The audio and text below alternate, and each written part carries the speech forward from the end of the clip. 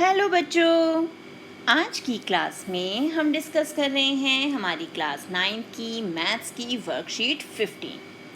तो अब तक हम रैशनल नंबर्स का एडिशन, सब्ट्रैक्शन, मल्टीप्लिकेशन, डिवीज़न ये सब कुछ सीख चुके हैं। आज हम देखेंगे addition, subtraction, multiplication, division of irrational numbers, यानी इर्रेशनल नंबर्स को हम कैसे ऐड, सब्ट्रैक्ट, मल्टीप्लाई और डिवाइड कर सकते हैं।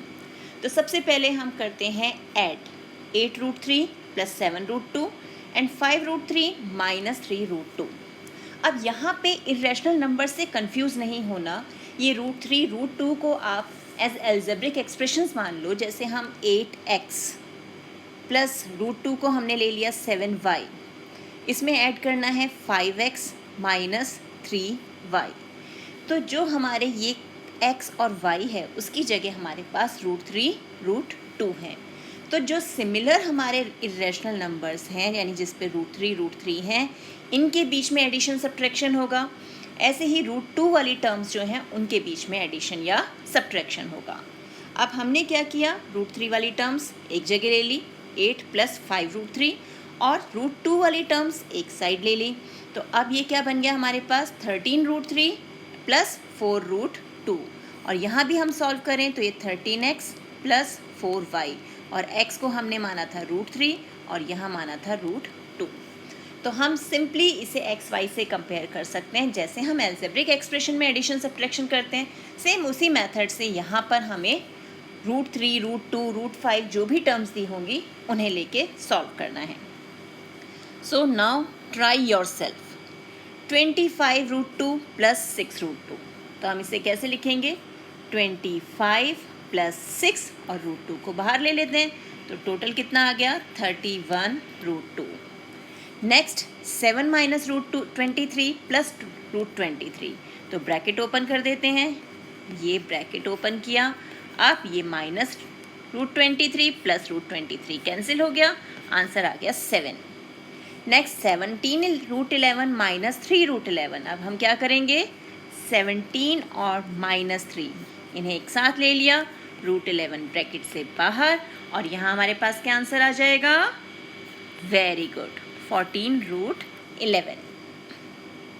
नेक्स्ट है 2√2 प्लस 5√3 माइनस √2 माइनस 3√3। अब यहाँ हम ब्रैकेट ओपन करेंगे, और ब्रैकेट ओपन करते समय हमें क्या ध्यान रखना है कि ब्रैकेट के बाहर माइनस का साइन है तो अंदर के सब साइंस चेंज हो जाएंगे, यानी माइनस वाला प्लस, प्लस वाला माइनस। अब सिंपली इसे सॉल्व कर देना है। √2 के आगे कुछ नहीं है यहाँ पर, तो इट मीन्स 1 है। तो अब 2√2 माइनस 1√2, यानी √2 बचा हमारे पास। 5√3 प्लस 3√3, कितने √3 हो गए हमारे, 8√3। तो ये क्वेश्चंस हो गए सॉल्व।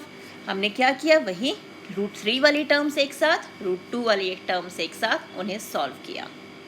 अब आगे चलते हैं। आगे क्या है हमारे पास, मल्टीप्लिकेशन और डिवीज़न ऑफ रैशनल नंबर्स। तो अब ये है रैशनल नंबर, ये भी रैशनल नंबर, इन्हें मल्टीप्लाई किया तो हमें मिल गया एक rational number.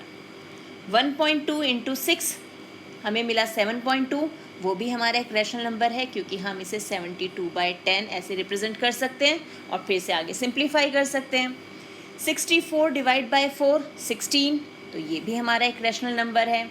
Similarly 4.2 divide by 3 1.4 answer आ रहा है हमारा, ये भी हमारा एक रैशनल नंबर है।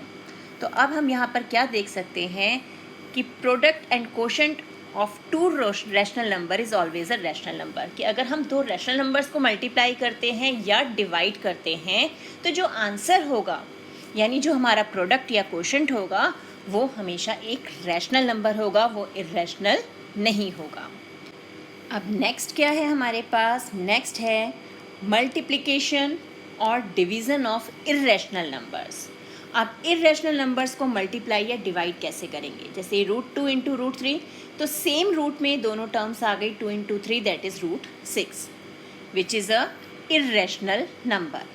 नेक्स्ट √2 इंटू √2, दोनों एक ही रूट में आ गए, और हमें पता है सेम नंबर में हम पेयर बना के एक नंबर को बाहर निकाल लेते हैं, तो ये हो गया हमारा एक रैशनल नंबर। तो इस बार हमारे पास रैशनल नंबर आया है, तो इट मीन्स कि अगर numbers in pair will come out to square root तो सिंगल आता है। तो ये ज़रूरी नहीं कि हमारे इरेशनल नंबर्स को जब हम मल्टीप्लाई करें तो हर बार हमें इरेशनल नंबर ही मिले, हमें रैशनल नंबर भी मिल सकता है एज आवर आंसर। नेक्स्ट है √2 + √3 × 3 - √5।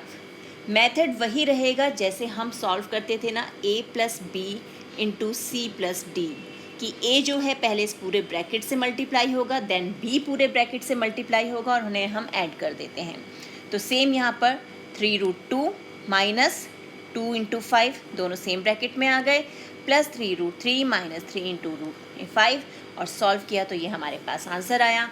और ये पूरा कॉम्बिनेशन ऑफ इरेशनल नंबर है, तो हमारा आंसर जो है it is also irrational number. तो ये हमारा इरेशनल नंबर है। नेक्स्ट 3√3 डिवाइड बाय √3, तो हम इसे इस फॉर्मेट में लिखेंगे। √3 से √3 कैंसिल, आंसर आया 3। अब 3 रैशनल है और irrational, good, it is a rational number. तो हम यहाँ पर रैशनल नंबर लिख देते हैं। नेक्स्ट √10 डिवाइड बाय √2, तो अब क्या करेंगे, इन दोनों को सेम रूट में ले आए। 2 1 = 2, 2 5 = 10, जैसे हम नॉर्मल डिवाइड करते हैं।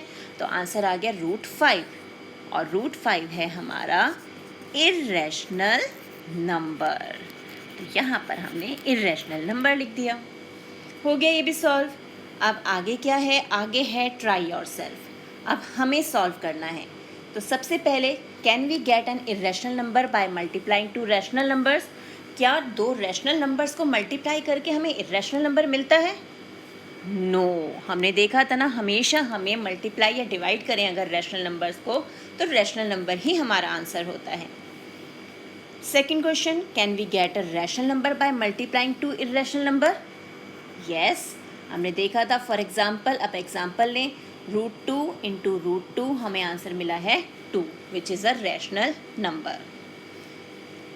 Third one is solve the following, √10 × √5। आप इसे हम सॉल्व करें, √10 × √5 का मतलब है दोनों को सेम ब्रैकेट में ले आएँ। फर्दर इसके हम प्राइम फैक्टर्स बनाएं तो ये 2 × 5 हो गया 10 और ये 5। इन दोनों 5 में से एक 5 हम बाहर निकाल सकते हैं, तो ये हो गया 5 और रूट में रह गया 2, यानी 5√2। नेक्स्ट है बी पार्ट में 3 + √3 × 3 - √3। तो ये तो सीधे a + b a - b वाला फॉर्मूला हमें दिख रहा है।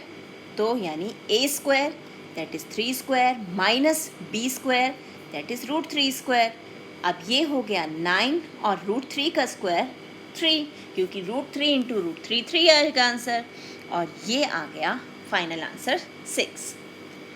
नेक्स्ट आ जाते हैं आप सी पार्ट पे, √6 × √3 + 2। इट मीन्स पहले इन दोनों को मल्टीप्लाई करना है प्लस इन दोनों को, तो ये दोनों तो सेम ब्रैकेट में आ गए, प्लस 2√6। अब इस √6 के फर्दर फैक्टर बनाएं तो 2 × 3 × 3 प्लस 2√6। इन दोनों 3 में से एक 3 बाहर आ गया, रह गया 3√2 और ये हो गया 2√6। अब आगे देखें, आगे क्या है हमारा D part, √15 divided by √5। It means हमें क्या करना है, सेम रूट पे ले आते हैं इसे, √15 डिवाइड बाय 5 हो गया ये, यानी अब इसे जैसे हम कट करते हैं वैसे सॉल्व करेंगे, आंसर आ गया √3। नेक्स्ट आ जाएं ई पार्ट पे, √7 × √21। सेम रूट में ले आएँ, ये हो गया। नेक्स्ट स्टेप, फैक्टर्स बना दो 21 के भी, 7 तो हमारे पास है ही, इस 21 के फैक्टर बनाए तो 3 × 7, ये दोनों 7 में से एक 7 बाहर और रूट में रह गया 3। Last F part, 18√15 divided by 6√3, यानी 18√15 डिवाइडेड बाय 6√3। तो 18 डिवाइड बाय 6 और इस रूट वाले टर्म को एक साथ ले आते हैं। अब ये 6 3 = 18, 3 5 = 15, यानी 3 और रूट में रह गया 5। कितने आसान है क्वेश्चंस। हमें क्या करना है, जहाँ भी रूट में मल्टीप्लिकेशन या डिवीज़न है उन्हें सेम रूट में ले आना है, सिर्फ मल्टीप्लिकेशन और डिवीज़न के लिए, एडिशन में नहीं करना है ऐसे हमें। तो जहाँ मल्टीप्लिकेशन और डिवीज़न है उन्हें सेम रूट में हम ला सकते हैं और फिर उसे सॉल्व कर सकते हैं। तो ये है हमारी आज की वर्कशीट, इसके अच्छे से प्रैक्टिस कीजिए। मिलते हैं एक और वीडियो में, तब तक keep practicing and enjoy maths.